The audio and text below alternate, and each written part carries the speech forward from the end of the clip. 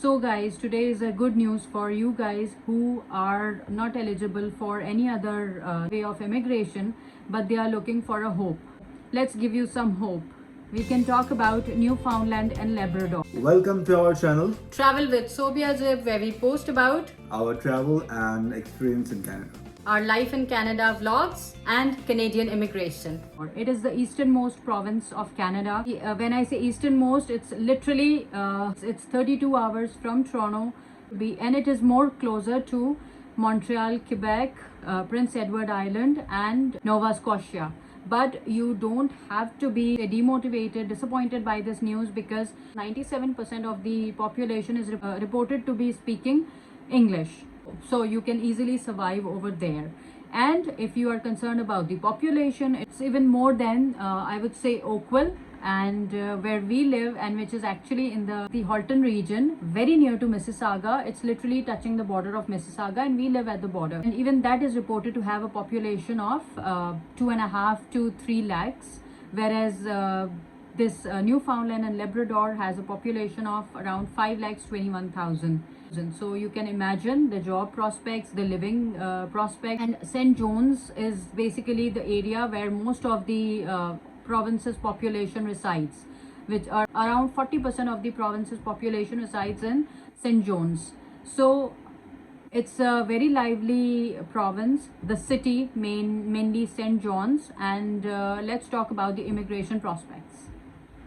Guys, there are 3 steps to completing this application. Like, first and foremost step in this process is, first of all, to complete an expression of interest, which will let you know whether you are eligible for this immigration or not. And secondly, it will also let the government know, government of Newfoundland and Labrador know that you are interested in applying for immigration. Second step, promising candidates receive an invitation. Now guys, whoever is applying will not get an invitation, that is for sure, because obviously they have a limit, but they will definitely take the people who have the highest scores. So you have to, apply in every category. For IELTS, you have to get the maximum score.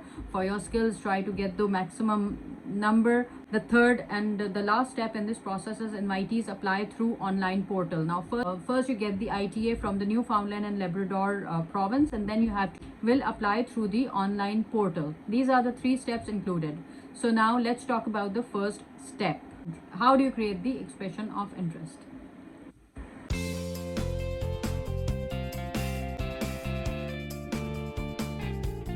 So guys, this PNP is basically for individuals who can show these 4 categories. First of all, they are highly skilled in the in-demand occupation for Newfoundland and Labrador.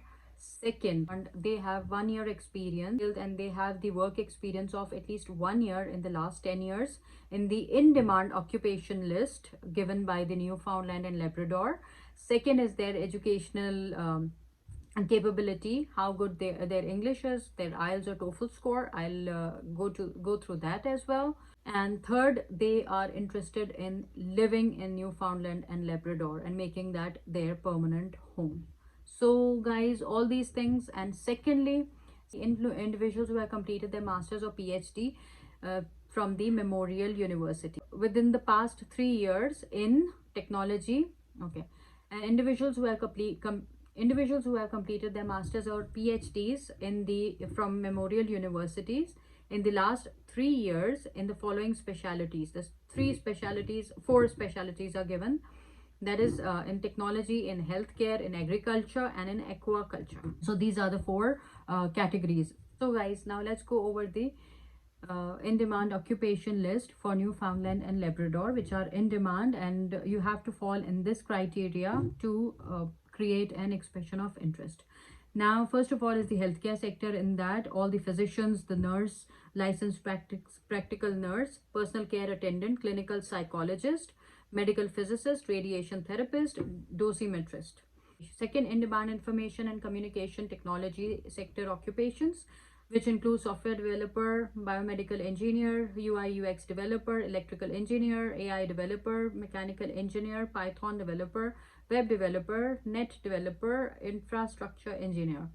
Technical specialties, you have security specialist, cloud specialist, bioinformatician, computer network support, research associate, data analytics, offshore technician, ROV operator, ocean mapping specialist, technical writer. In the fourth category, which is the aquaculture, you have captain, farming and feeding manager, facility technician, assistant manager, cage site technician, site manager with water quality expertise, area manager. That was quite fast for me.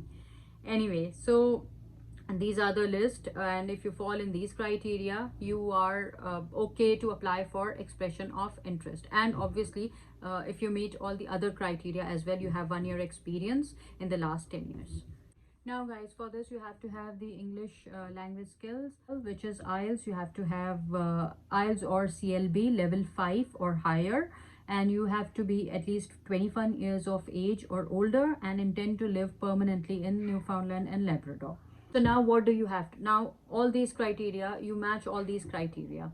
Now what do you do? How do you apply? Now there is a questionnaire that you have to fill, and the questionnaire you will fill and send it to the province, and if they agree to that and if they find you eligible and everything is done, they will send you an ITA. Not every individual who fills in the questionnaire will be contacted, because obviously they have certain criteria. Now guys, what do you have to do? You have to fill the questionnaire. Now what is the questionnaire all about? The questionnaire is about they will ask you your English and French language ability, your age, your education and your work experience, and also if you have family in this province. Now guys, if you meet the minimum requirements, then they will ask you further information about your name, citizenship, your name, current address, citizenship and email address.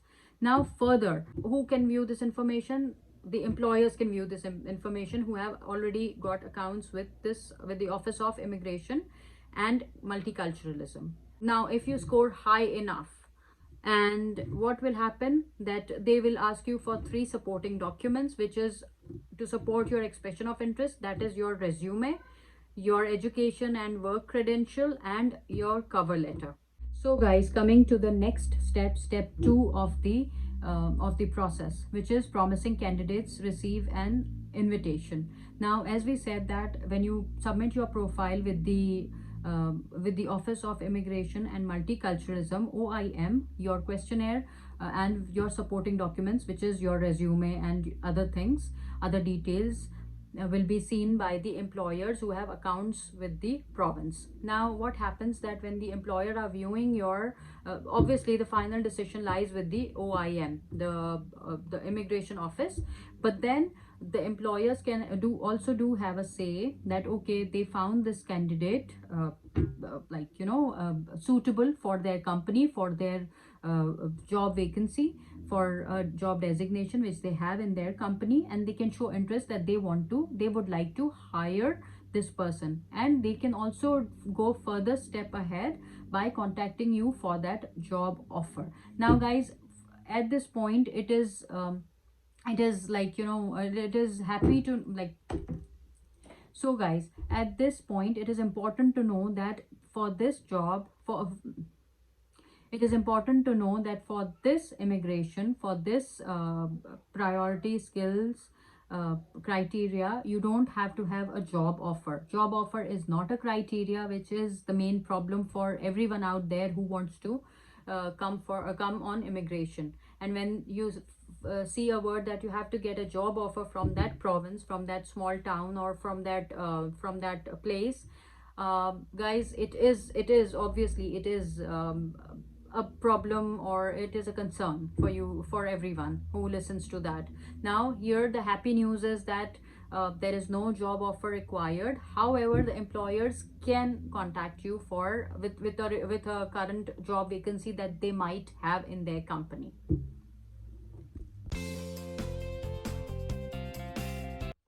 Now in either case, if the employer, if he likes your profile and if he finds you suitable, he may contact you for a job, and probably he can take things further. But what happens if the employer doesn't find you suitable? What happens if you have a very high score and the job vacancy, the suitable job vacancy is not there for you? So what happens if the immigration office sees that you are a suitable candidate with the highest scores, you are coming in the top 100 or top whatever 200 applicants, and they want to give you immigration, they want to give you an interest, they will send you an ITA, they will send you an invitation for further steps. So this is a good news for you guys if you receive an invitation from Newfoundland and Labrador. Now what happens after you receive this invitation? You will have to submit an application through the online portal. Now if you meet the eligibility criteria, after you submit your application, the province will send you a provincial nomination certificate which you can include in your application for permanent residency, and you have to send it to the federal government. This is the process. Now, after you submit your application to the federal government, along with your provincial nomination certificate that you received from the Newfoundland, from the province, now when you send it to the federal government, now what happens? How much time does federal government take to process your application? It usually varies from, I would say, 8 months to 18 months. So you can at least, but you will have an communication, at least you will have something from them that you have received your application, and if you contact them for further queries, they will tell you that they are working on your application. Now these are the 3 steps that you have to follow. First of all, now what happens, that you have to fill in the questionnaire. Now when you come to this website, you will find 2 questionnaires. Now if you were falling in the in-demand occupation list, then if you are applying for that, you will have to fill in the in-demand work questionnaire. Another questionnaire is for the, because there were 2 eligibility criteria, one is the in-demand work experience category and the other one was the master's or PhD category. And if you fall in the master's and PhD category, you have to fill in the in-demand academic qualification questionnaire. You can go there and you can easily fill up the forms from there and take the process, I would say, take the first step.